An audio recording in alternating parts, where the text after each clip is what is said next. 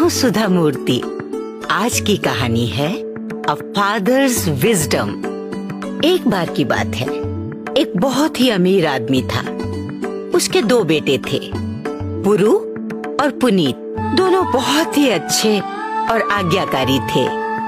एक बार वो आदमी बहुत बीमार पड़ गया।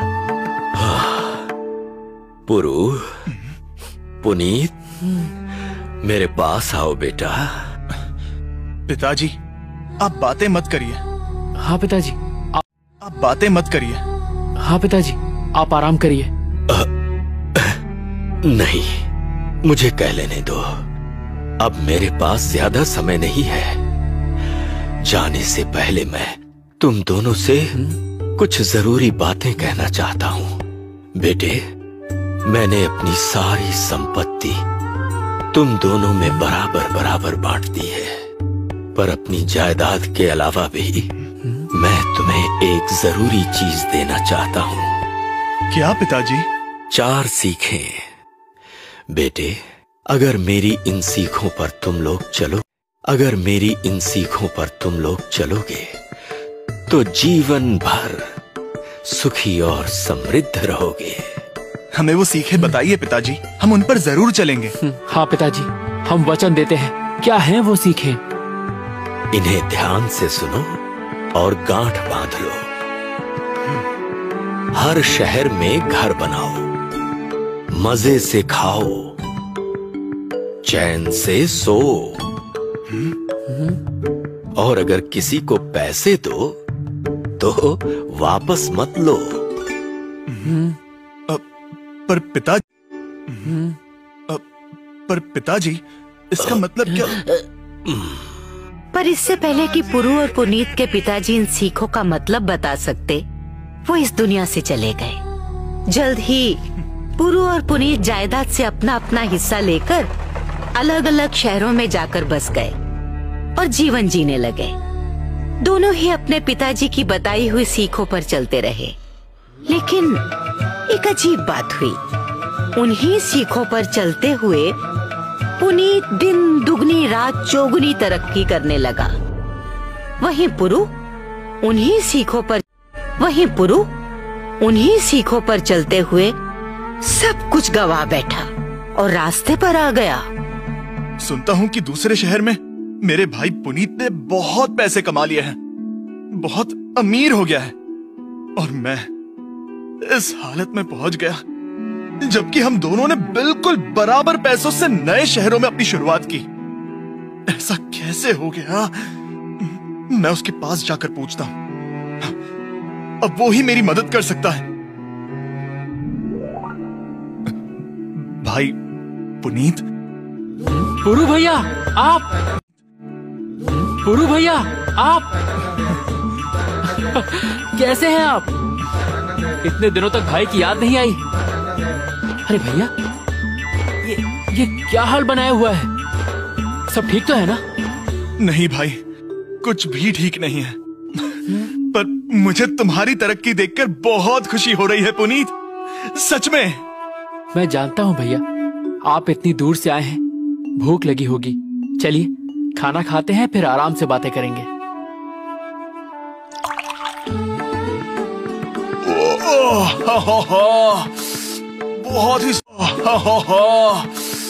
बहुत ही स्वादिष्ट खाना था पुनीत।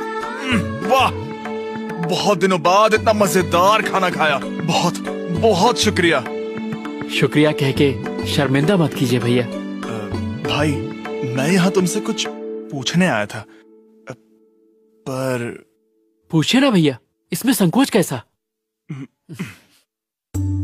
भाई, मैं सोच रहा था कि हम दोनों ने एक साथ बराबर पैसों से अपने अपने जीवन की शुरुआत की, फिर तुम इतने सफल कैसे हो गए और मैं कैसे हो गए, और मैं आखिर मुझसे गलती कहाँ हुई? भैया, शायद आप पिताजी की दी हुई 4 सीखों को भूल गए। ये क्या कह रहे हो भाई? क्या मैं कभी पिताजी के अंतिम शब्दों को भूल सकता हूँ? हर शहर में घर बनाओ, मजे से खाओ, चैन से सो, किसी को पैसे दो तो वापस मत लो, यही कहा था ना उन्होंने। मैंने उनकी हर एक सीख का पालन किया। फिर भी मैं ठन ठन गोपाल हो गया। अच्छा हुआ कि तुम इन सीखों पर नहीं चले। नहीं भैया, मैंने तो पिताजी की सीख के एक एक शब्द का सही तरीके से पालन किया, तभी तो आज मैं पहले से भी अधिक धनवान और सुखी हूँ। ये क्या गड़बड़ घोटाला है भाई? हम दोनों ने पिताजी की सीखों का पालन किया, फिर हम दोनों के साथ इतना अलग अलग परिणाम क्यों? भैया, पिताजी की सीखों के पीछे का मतलब समझे बिना ही तो कहीं आप उन पर नहीं चलते रहे?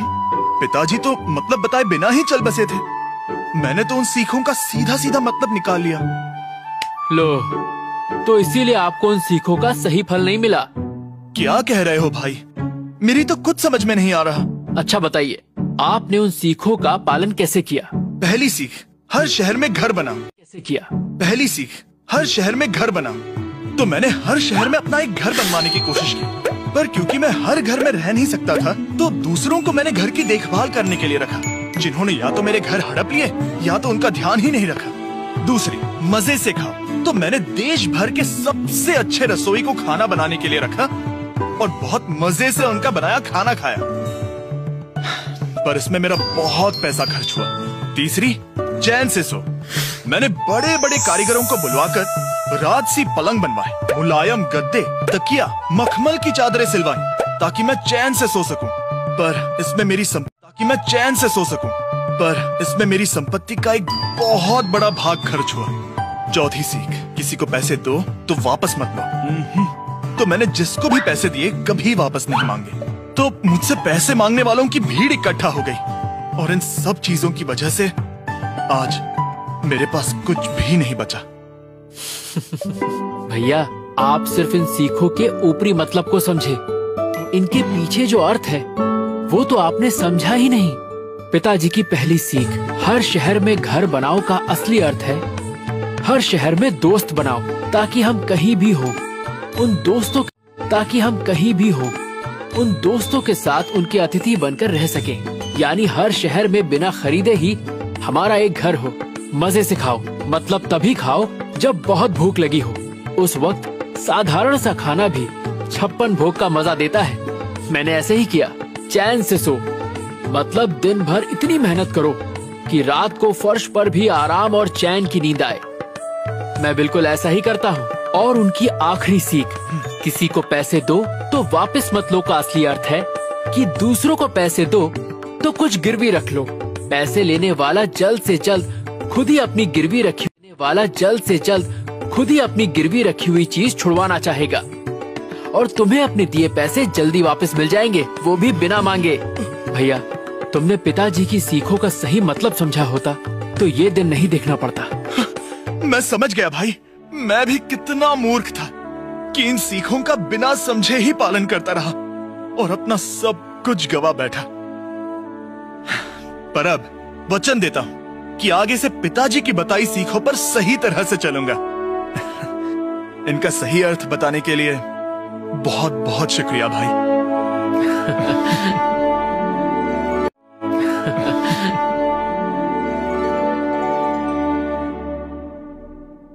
पुनीत ने पुरु को कुछ रुपए दिए ताकि वो फिर से अपना काम शुरू कर सके। इस बार पुरु ने समझदारी के साथ पिताजी की सीखों का पालन किया, खूब मेहनत की और सुखी और समृद्ध जीवन जीने लगा। थी ना कमाल की कहानी? इस कहानी में सीखने लायक कई बातें हैं, पर सबसे जरूरी बात ये कि किसी भी सीख को बस यूं ही मत अपना लो, पहले उसके सही मतलब को समझो।